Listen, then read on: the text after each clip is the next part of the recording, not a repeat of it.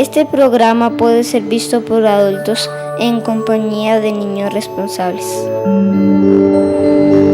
Amables televidentes, bienvenidos a Hilando Empresa.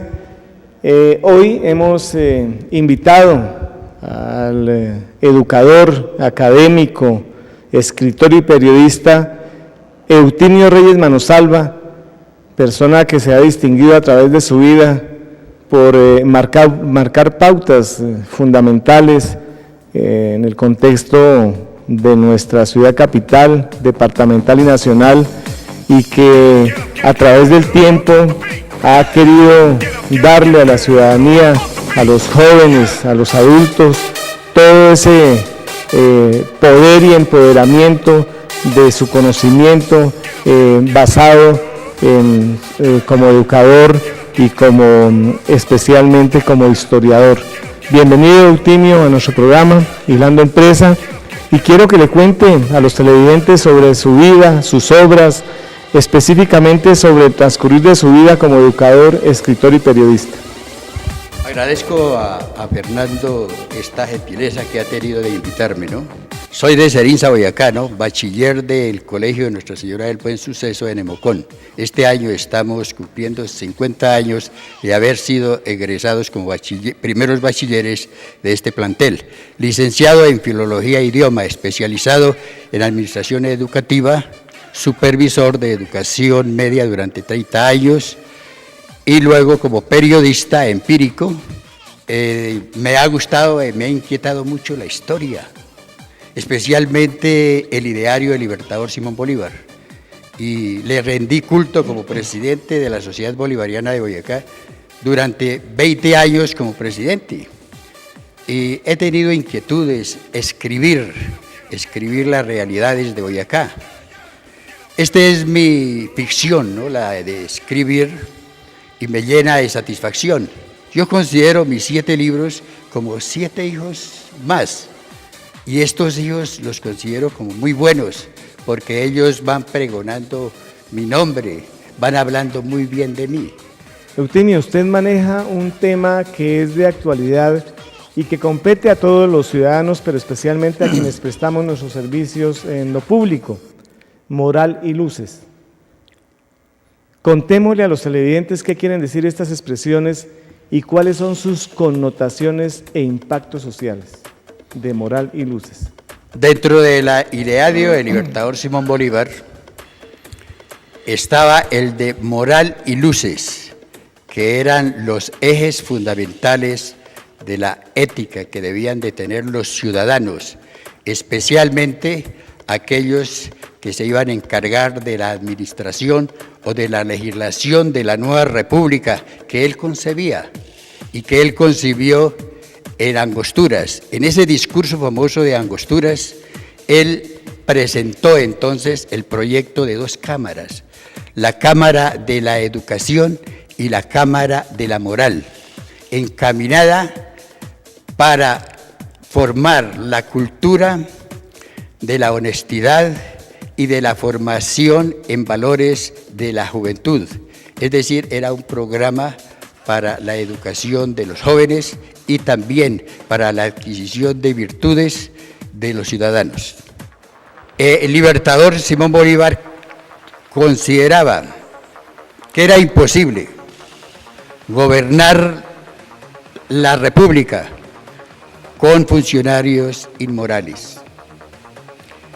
El libertador esta idea la trajo del Areópago griego, donde allí sabios y virtuosos, paladines de las letras y de la filosofía griega, constituían un grupo de personas que encauzaban las costumbres ciudadanas y especialmente educaban a los jóvenes en las virtudes.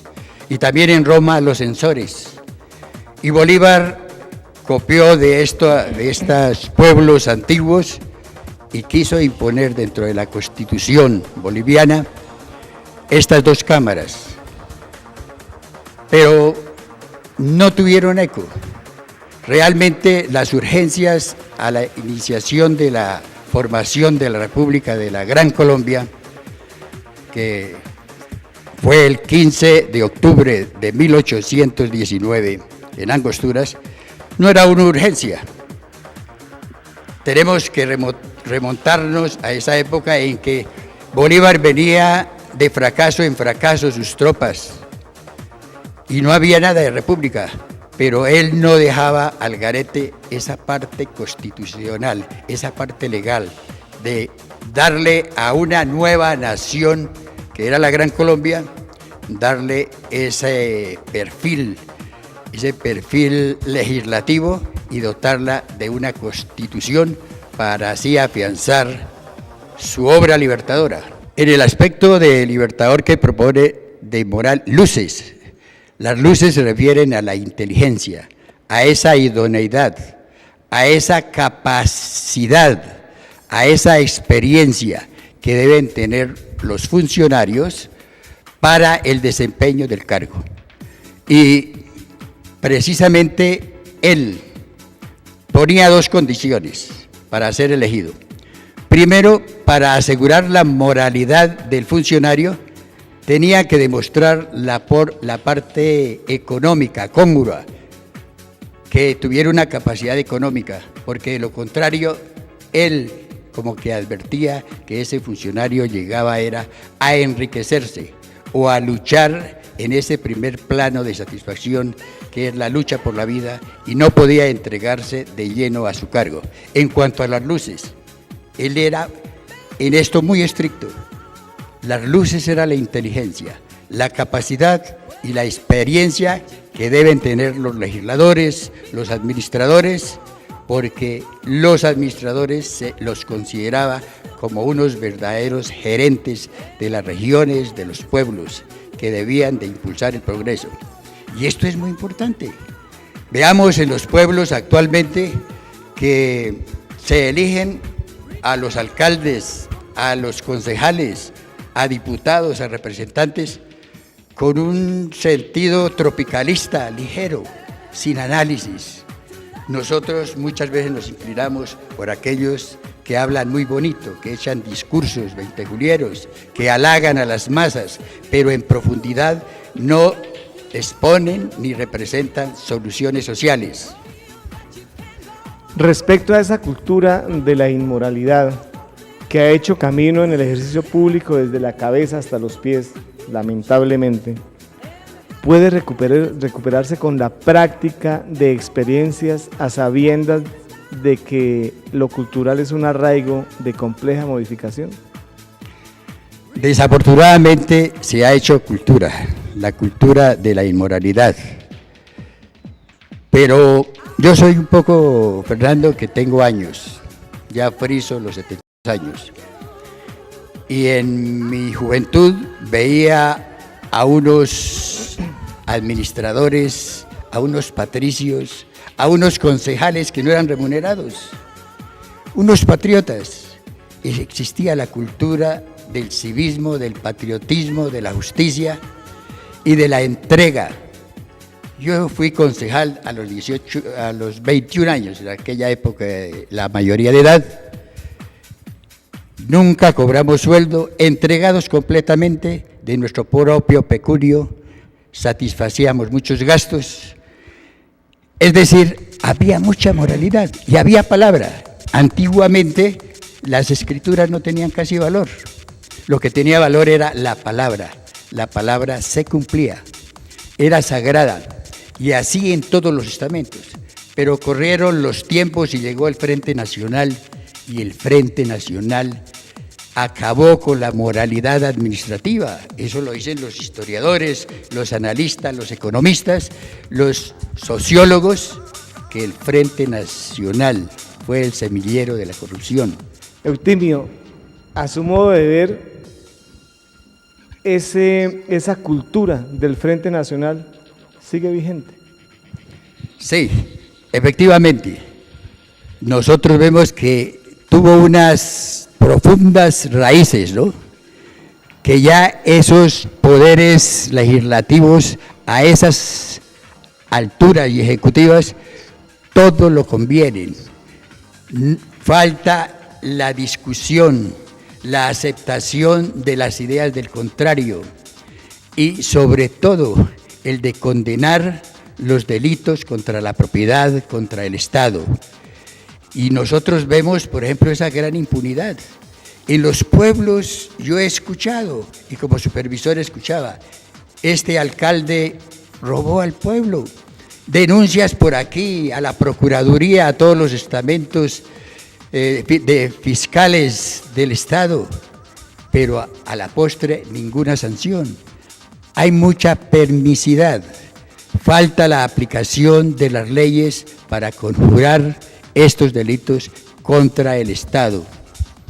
Eutimio, siendo el educador un líder, un poder dentro del esquema de la docencia, de esa primera noción de educación que se le da al niño y al adolescente, démosle un mensaje a tantos educadores que nos ven y que están en este momento mirando nuestro programa para que esa cultura se arraigue y comencemos a trabajar una modificación frente a los comportamientos de corrupción respecto a nuestra sociedad.